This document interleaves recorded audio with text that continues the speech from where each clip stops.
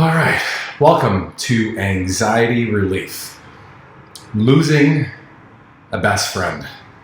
My name is Sammy Spataro. Welcome to my channel. If you are new, please hit the subscribe button, and I'd love to welcome you to this community where I do videos about things that have happened in my life, my stories, my experiences, and I try to make light on the villain in us all, which is just those beliefs, those values that were put upon us by others that just aren't supporting our purpose, our ability to find meaning in life, and to ultimately live a life worth living. And so today's very first anxiety relief video, I wanted to devote this to losing a best friend. Now, this video is going to be extremely dear to me, and the question is, why? Well, let me take you back on a journey. When I was 37 years old, I remember living in my second house, and it was a cold winter's day.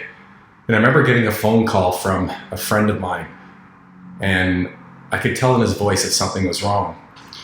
And I remember him saying to me, there's something wrong with Jerry, our best friend. And I'm like, well, what's up? They're like, well, he passed away.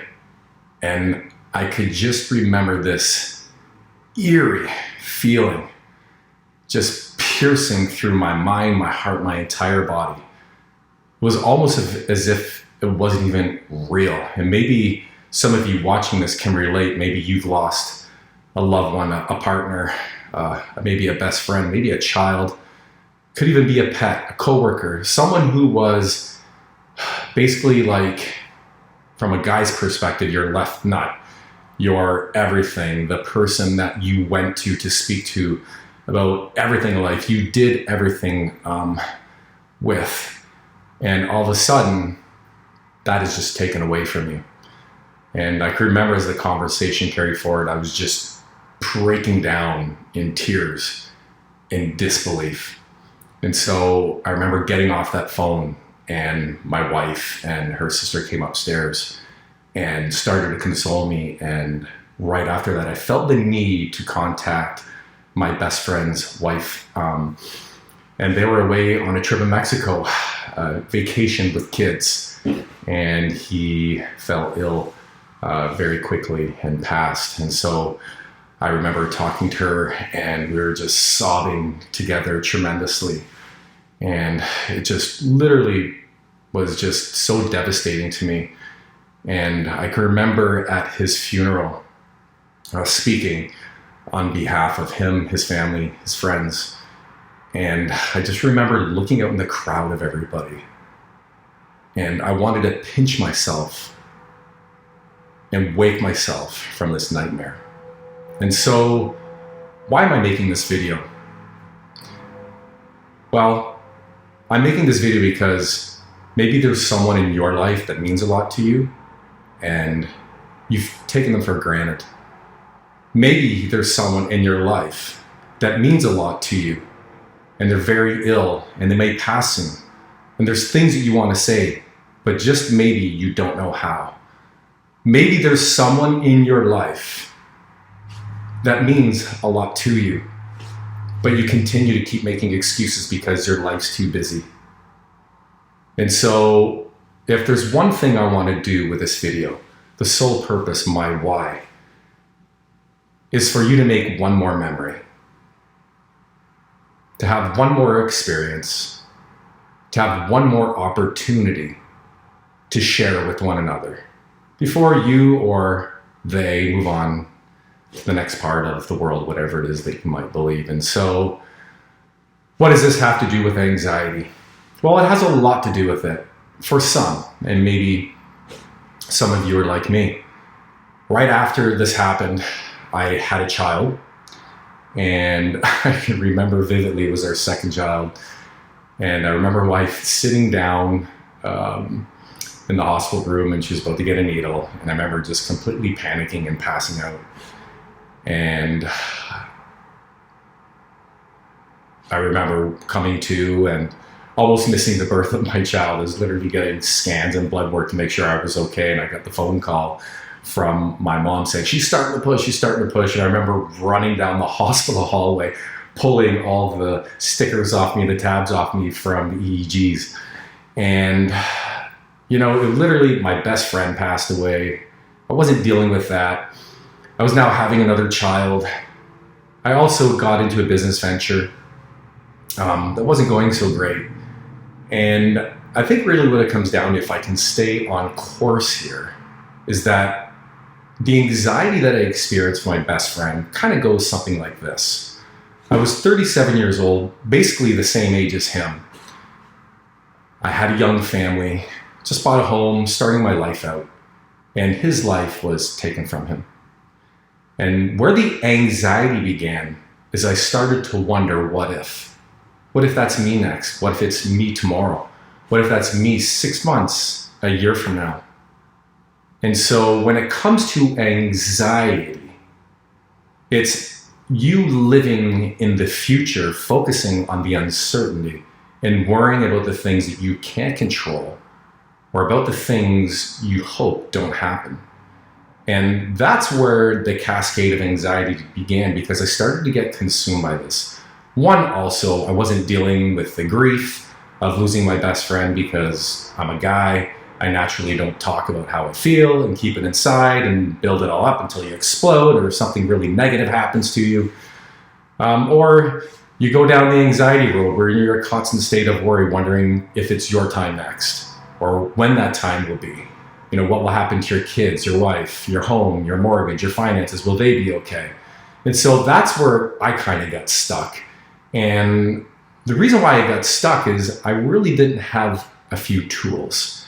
And one of the tools I didn't have, most importantly, was how to regulate my emotions and how I was feeling at the time. You see, it's very important that when we have traumatizing experiences, is that what allows you to flow through that is, number one, we are human beings, not human doings. So we're fueled by emotion. But it's the capacity to be able to filter what you're feeling in the most empathetic, self-compassion, self-love sort of way, so you can really understand that, you're no different than anybody else. You're going to hurt, and it's okay. Maybe you just might need someone there to talk to. And that's my second thing, is that I kept it to myself. I wasn't sharing how I was feeling with people because I thought that maybe they weren't feeling the same way I was. And I didn't want to burden them with my thoughts. And so that was the second thing. But I think the third thing that really fueled my anxiety, and maybe this is you today, is loneliness. Loneliness is a disease in itself. And they say that loneliness causes more heart problems than food and anything else on the planet. Because by nature, we are meant to be tribal. If you go back in times, we're always around people, working together, helping one another. But today in a society that's so fast-paced, you almost feel like you're being left alone, that nobody really has the time to sit down with you and hear what you have to say and be present in that moment. And so there was a whole multitude of things that caused my anxiety. And really the biggest one for me was really focusing on what's going to happen next.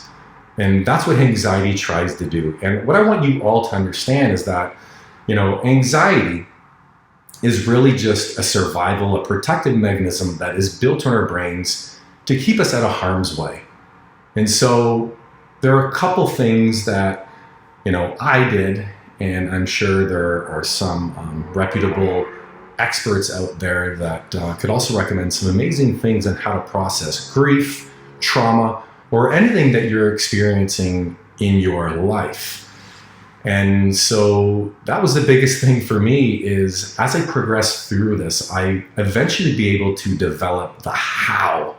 And that was, how do I overcome this? How do I overcome the loss of my best friend? How do I overcome this experience that I'm having with anxiety and losing my best friend, and how I move forward in life, not worrying about what tomorrow is going to hold?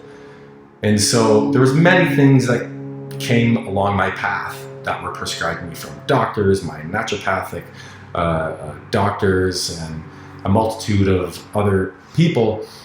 And what I did was I began to develop a process of, how do I get through this with a really clear why, which is how will it serve me?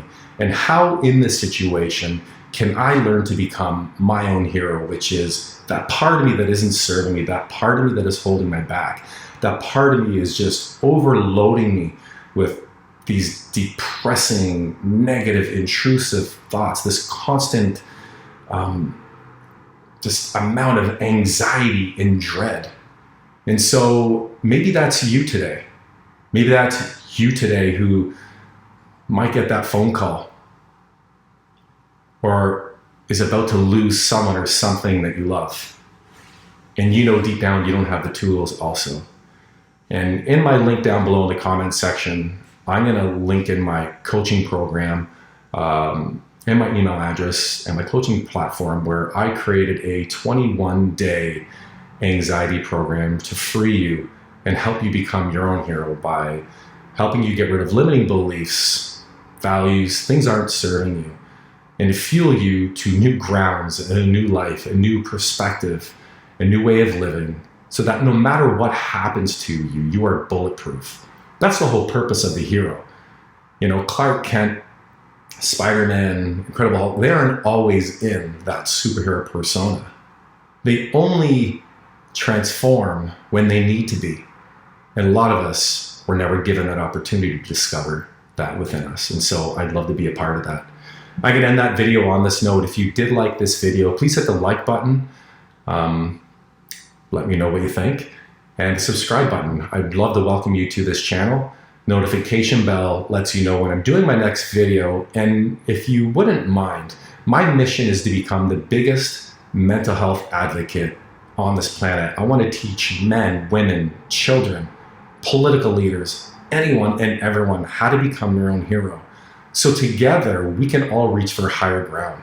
So together we can all retrain that villain in us all to fuel us to new grounds, to a new way of living, and to reach for the stars. And so if you are going to dream today, guys, and like I always tell my children, and I'll always tell you at the end of every video, if you are going to dream today, you better well damn make sure that you dream big and always keep smiling.